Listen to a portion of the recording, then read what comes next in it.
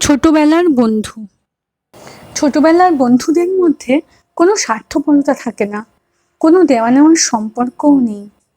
আমার ছোটবেলায় সকালে স্কুল ছিল, একজন জেঠিমা স্কুলে নিয়ে যেত। বাড়ি থেকে স্কুল দূরে ছিল, আবার রেল লাইন পার হয়ে যেতে হতো। তাই বোধহয় বাবা ওই জেঠিমাকে ঠিক করেছিল স্কুলে দিয়ে আসা নিয়ে আসার জন্য। কিন্তু শম্পা আর কাকুলিও ওই স্কুলে পড়তো, আমাদের পাড়ায় থাকতো। ওরা দুজনে একসাথে স্কুলে চলে যেত, আমার 1 আর ওদের 3। আমারও খুব ইচ্ছে করতো ওদের সাথে স্কুলে যেতে। মাকে বললে মা বলতো, ওরা বড়, তুই ওদের মতো বড় হ, তখন একা একা স্কুলে যাবি। স্কুল থেকে 11টার সময় চলে আসতাম, তারপর খেয়ে দিয়ে শুরু হতো খেলা। কত রকম যে খেলা ছিল, কিতকিত, বুড়ির চোখ, কুমিরডাঙ্গা, ছোঁয়াছুঁয়ি, পিট্টু, কবাডি, এসব খেলতাম।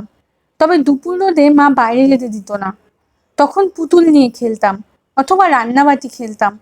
বড় বড় পাতা ছিল মাছ, আর ছোট ছোট মাটির ঢেলা ছিল আলু। কত কিছু যে রান্না করতাম।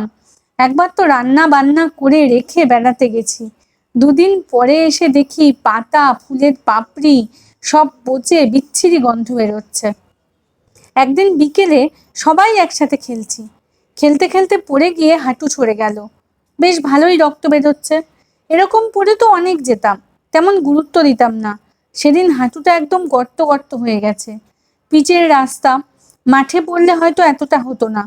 তাড়াতাড়ি পিঙ্কি, শম্পা ছুটে আসলো, গেঁদা ফুলের পাতা হাতে ডলে লাগিয়ে দিল।